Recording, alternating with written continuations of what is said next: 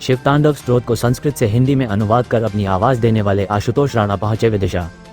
शिवतांडव स्तोत्र जो रावण द्वारा संस्कृत भाषा में बनाया गया था, उसे सरल हिंदी भाषा में अनुवाद कर अपनी आवाज देने वाले फिल्म कलाकार, साहित्यकार और कवि आशुतोष राणा विदिशा पहुंचे। वह अपने साथी और विदिशा निवासी आलोक श्रीवास्तव के साथ विदिशा में आयोजित काव्यानंद में शामिल हुए। यहाँ उन्होंने स्वर्गीय आनंद श्रीवास्तव और निसार मालवी की पुस्तकों का विमोचन भी किया। मीडिया से बात करते हुए उन्होंने कहा कि मध्य प्रदेश की बात ही निराली है। वह ऐसे मित्र प्रदेश कहते हैं जो सभी को लेकर चलता है, किसी धरती से वह भी आते हैं।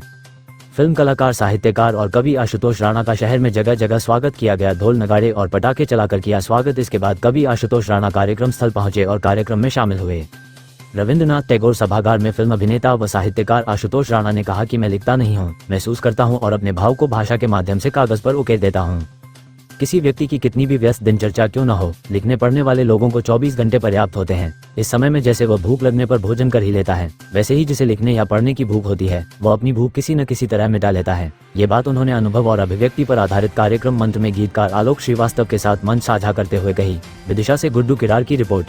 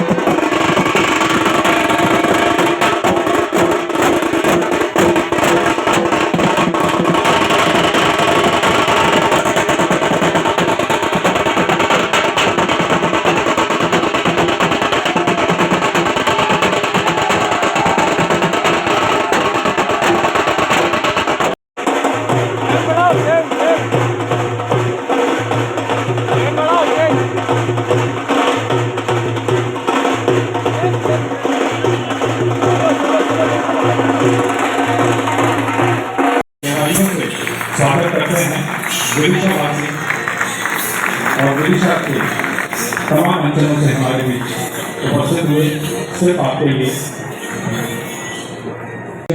होकर जो उनके साथ हो गया वही के हो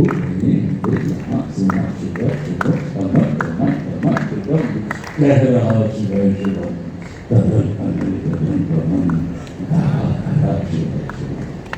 तो बहुत बहुत धन्यवाद।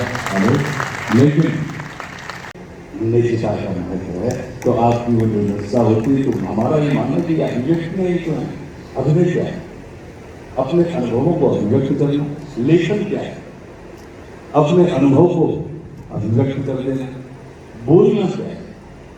अपने भावों को अभिव्यक्त कर देना। तो हर व्यक्ति क्या रहा है? अभिव्यक्ति करना चाह रहा है अपने आप को, और मैं चाह रहा है कि मेरी अभिव्यक्ति चिन्हित कर ली जाए। इसके द्वारा हमारे साथ अंतर इतना है कि मैं इस चक्कर में नहीं पड़ता कि मेरी अभिव्यक्ति जो है वो सतीश चिन्हित करें या आलोक चिन्हित करें।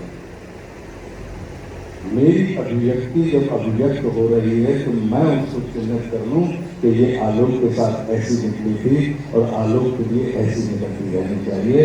ब्रजेश के साथ ऐसी निकली थी और ब्रजेश के लिए ऐसी निकलती रहनी चाहिए। तो मुझे लगता है कि अगर हम अपनी अभिव्यक्तियों को चिन्हित कर लेते हैं तो फिर हमारे जीवन में संबंध बनने के बाद बिगड़ते नहीं हैं लोग।